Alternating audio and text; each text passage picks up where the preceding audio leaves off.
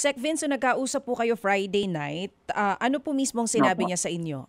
Ano daw po talagang nag-udyok sa kanya na mag-resign na? Kasi doon sa statement niya, ang sinasabi niya po, meron din po kasi ilang mga grupo no, na nananawagan at nagsasabi na baka hindi niya po magampanan mismo yung role niya bilang mayor, maging yung role niya po doon sa ICC. Pero kasunod nito, nag-order din po kasi ng review ang palasyo dito po sa kanyang, kung kaya ba talaga o dapat po ba talagang manatili si Magalong dito nga sa ICI. Ito rin po ba ang dahilan na ibinigay niya po sa inyo?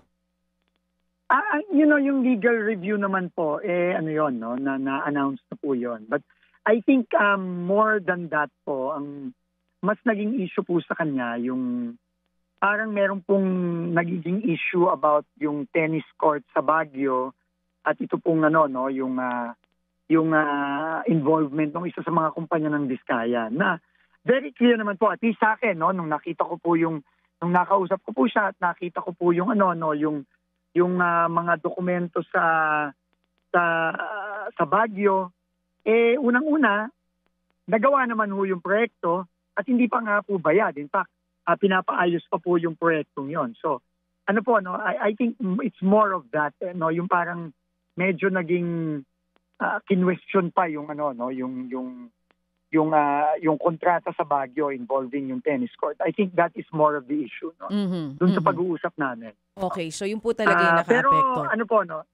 Pero tingin ko po, yun po ang naka-apekto. Kaya tingin ko, alam niyo naman po si Mayor Benji, gentleman po yan, no?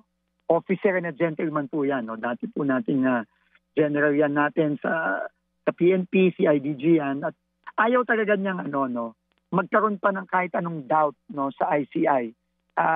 Kagaya nung dahilan dun sa parang kinwestiyon yung isang kontrata sa Baguio. I think more yun yung rason, no? Kaya dahil gentleman po siya at honorable siyang tao, nag-resign po siya. Mga kapatid, brothers and sisters, saan ka pa? Dito na tayo sa totoo.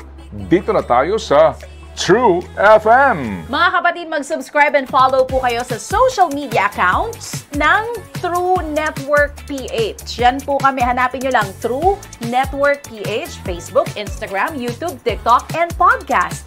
Mapa Apple or Spotify man yan, mahahanap nyo kami. Lahat ng mga napapanood at napapakinggan nyo po sa programa, nasa social media accounts namin yan. So, paano mga kapatid? See you sa social media!